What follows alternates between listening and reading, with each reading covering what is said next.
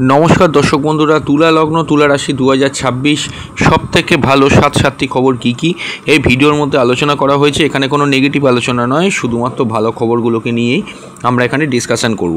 স্ক্রিনের উপর যে হরোস্কোপটা দেখতে পাচ্ছেন ওখানে 2026 সালে বিভিন্ন গ্রহ অবস্থান আমি ডায়াগ্রামের মধ্যে এঁকেছি এবং পাশাপাশি ডেটগুলোও লিখে দিয়েছি। এখানে 7টি ভালো খবর আপনারা অবশ্যই বুঝে যাবেন। ভালো খবরগুলো দেওয়ার একটাই উদ্দেশ্য যে আপনারা যাতে ভালো সময়টাকে কাজে লাগিয়ে সামনের দিকের দিনগুলোকে স্থির করতে পারেন। অবশ্যই সতর্কতামূলক কিছু ভিডিও আসবে 2026 সালের জন্যে, তো সেগুলো বলার আগে এখানে ভালো খবরগুলোই আমরা বলে দিচ্ছি। তো প্রথম থেকে শেষ অবধি দেখবেন এবং তুলা লগ্ন ধরে ভিডিওটা দেখার চেষ্টা করবেন। হ্যাঁ, যদি লগ্ন না জানেন রাশি ধরে শুনতে পারেন। তো চলে আসুন, শুরু করছি। দেখুন, তুলা লগ্ন সাপেক্ষে এখানে 4টে গ্রহর কথা বলছি। শনির কোনো ট্রানজিট কিন্তু হচ্ছে না এই 2026 সালে। শনি কিন্তু থাকছে মীন রাশিতে, মাঝে বক্রি হবে, অবশ্যই এটা সত্য কথা, কিন্তু এরকম নয় কি যে শনি রাশি পরিবর্তন করবে। বৃহস্পতির কিন্তু 2রা জুন রাশি পরিবর্তন করে বৃহস্পতি নবম থেকে দশমভাবে তুঙ্গস্থ হবে এবং অবশ্যই কিন্তু আপনি মনে রাখবেন যে সেই বৃহস্পতিরও কিন্তু অক্টোবর মাসের শেষ দিকে রাশি পরিবর্তন করে একাদশে অবস্থান করবে। পঞ্চম ভাব আছে রাহুর গ্রাসে, এটা আপনারা প্রত্যেকেই জানেন। তুলা লগ্ন যাদের তারা মোটামুটি প্রত্যেকেই এটা জানেন। তো কেতু কিন্তু থাকছে একাদশভাবে।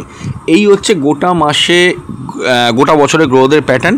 রাহু কেতু বছরের শেষ অর্ধে গিয়ে 5ই ডিসেম্বর কিন্তু রাশি সাপেক্ষে চতুর্থভাবে আসবে। মেন ট্রানজিটগুলো বলে দিলাম। এবার আমি সর্বপ্রথম হরোস্কোপটার দিকে তাকালে যে ভালো খবরটি সবার আগে 2026 সালে তুলা লগ্নের জন্য অপেক্ষা করে আছে সেটি হলো আপনাদের কর্মক্ষেত্রে কিন্তু একটা ব্যাপক উন্নতি হতে চলেছে। হ্যাঁ দর্শক বন্ধুরা, কর্মভাবে বৃহস্পতি তুঙ্গস্থ হচ্ছে 2রা জুন থেকে অক্টোবরের প্রায় শেষ পর্যন্ত।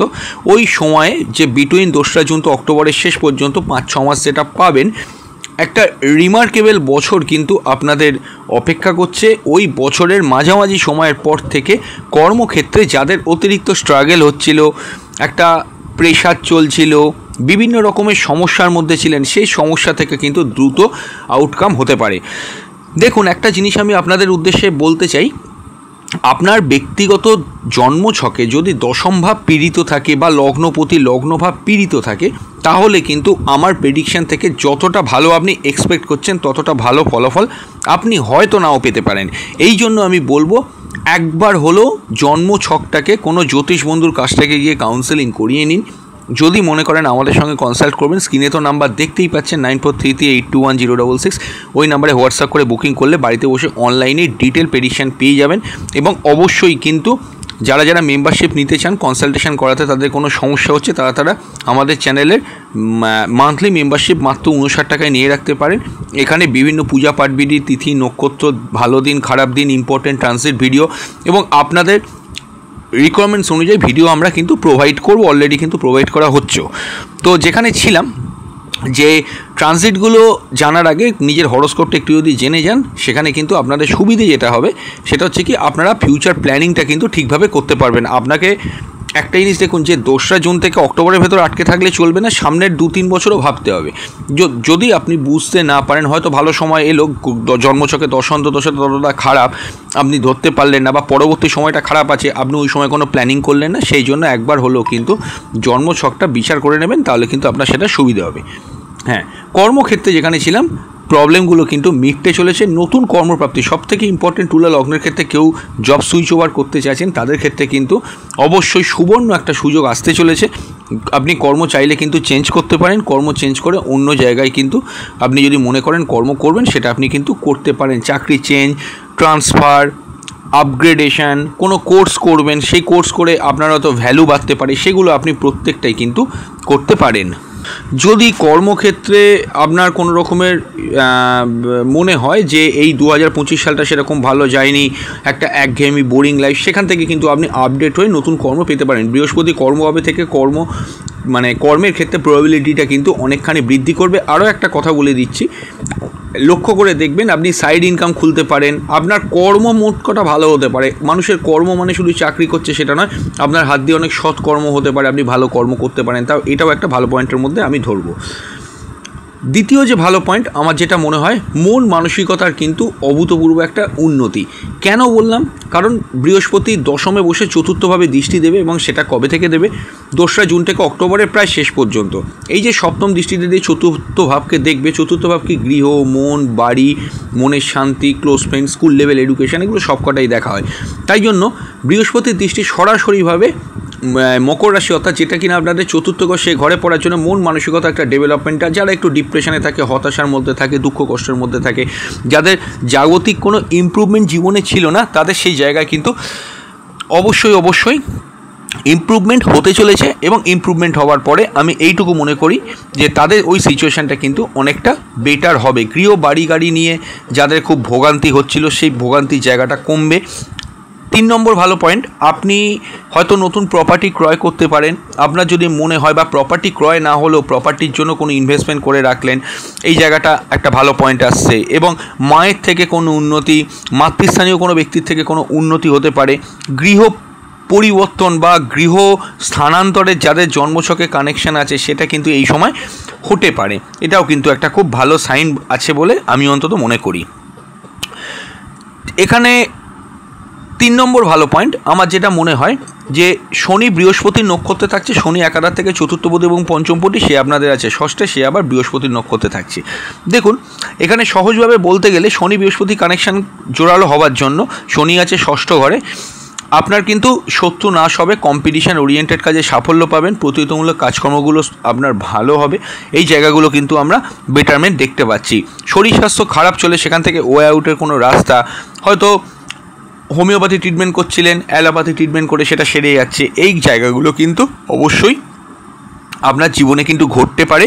এগুলো কিন্তু একটা ইম্পর্টেন্ট জায়গা আছে বলে আমি অন্তত মনে করি। 4 নম্বর ভালো পয়েন্ট কি?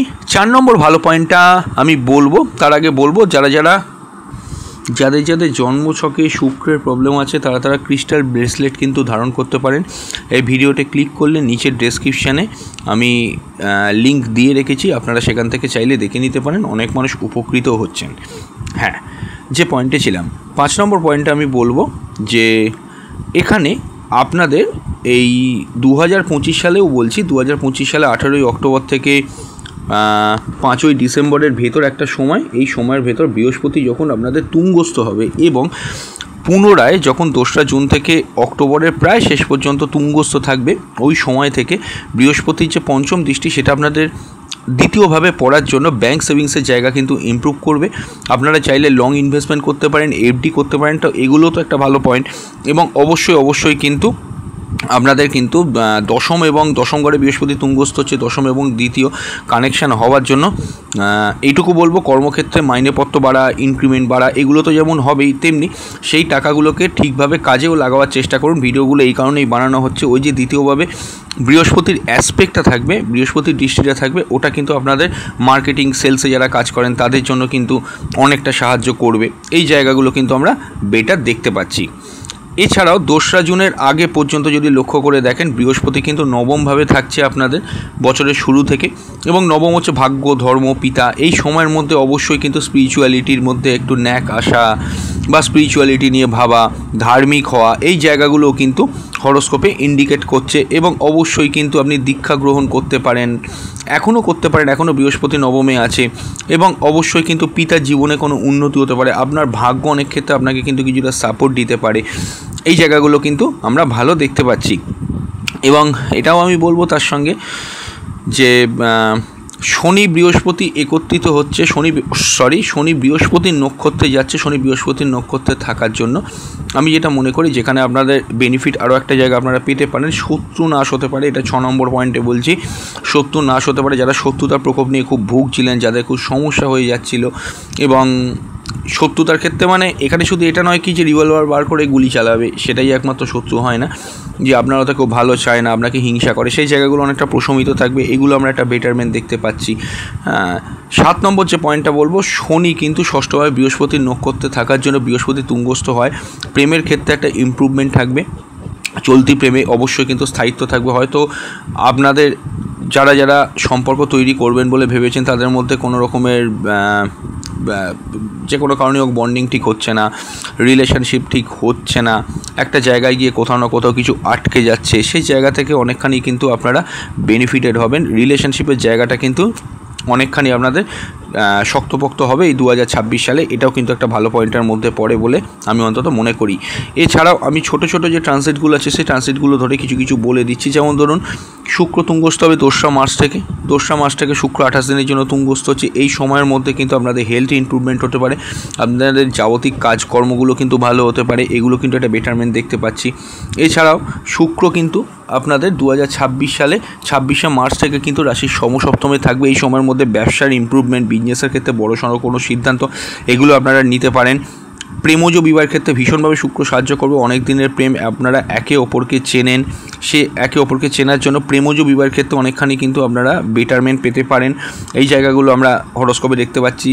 এবং পঞ্চমস্থ রাহু আছে, পঞ্চমে রাহু থাকলে যারা সিঙ্গেল বাড়িতে বসে আছেন, জীবনে কেউ নেই, একাকিত্বে ভুগছেন, তাদের জীবনেও নতুন প্রেম আসতে পারে। কিন্তু ছোট্ট করে বলবো, নেগেটিভ কথা না, সেই প্রেমটাকে ভালো করে কিন্তু একটু যাচাই করে তবে কিন্তু এগোবেন। কারণ রাহু কিন্তু 5ই ডিসেম্বর যখন ট্রানজিট করে সরে যাবে প্রেমের ঘর থেকে, তখন কিন্তু সাধারণভাবে যেটা রাহু করে যে গাছে উঠিয়ে দিয়ে মুড়িটাকে কেড়ে নেয়। এই জায়গাগুলো কিন্তু, বা আপনাকে টোপ দিয়ে সেই টোপটা থেকে আপনাকে গিলতে বাধ্য করে নিজে সরে যায়, এই জায়গাগুলো কিন্তু একটু ভালোভাবে আপনাদের কিন্তু কেয়ারফুলি থাকতে হবে, এটা আমি বলতে পারি।